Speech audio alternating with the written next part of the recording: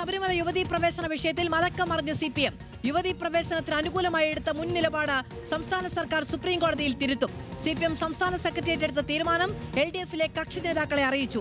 ഇന്നത്തെ പരിതസ്ഥിതി കൂടി നോക്കി തീരുമാനമെടുക്കാനാണ് പാർട്ടി സർക്കാരിന് നൽകിയ നിർദ്ദേശമെന്ന് CPM സംസ്ഥാന സെക്രട്ടറി MV ഗോവിന്ദൻ വ്യക്തമാക്കി. നിയമസഭാ തിരഞ്ഞെടുപ്പിന് തൊട്ടുമുമ്പ് ശബരിമല വിഷയത്തിൽ വിശ്വാസികൾക്കൊപ്പമാണെന്ന സന്ദേശം നൽകുകയാണ് CPIM.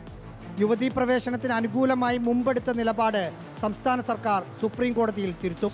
നിർണായക തീരുമാനം CPIM സംസ്ഥാന സെക്രട്ടേറിയറ്റാണ് എടുത്തത്. എല്ലാ കാലത്തും വിശ്വാസികളുടെ വികാരം മാനിച്ചുകൊണ്ട് പ്രവർത്തിക്കുന്ന ഒരു പാർട്ടിയാണ് CPIM. ഭരണഘടനാപരമായ കാര്യമാണ് പരിശോധിക്കുന്നത്.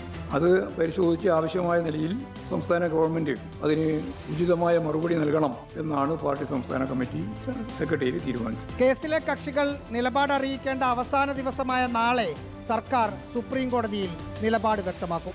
യുവതീ പ്രവേശനത്തിന് അനുകൂലമായി എടുത്ത തീരുമാനം 2019 ലോക്സഭാ തിരഞ്ഞെടുപ്പിൽ തിരിച്ചടിയായെന്ന് CPIM കണ്ടെത്തിയിരുന്നു.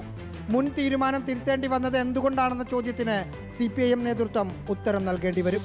റാഹിസ് റഷീദ്, റിപ്പോർട്ടർ, തിരുവനന്തപുരം.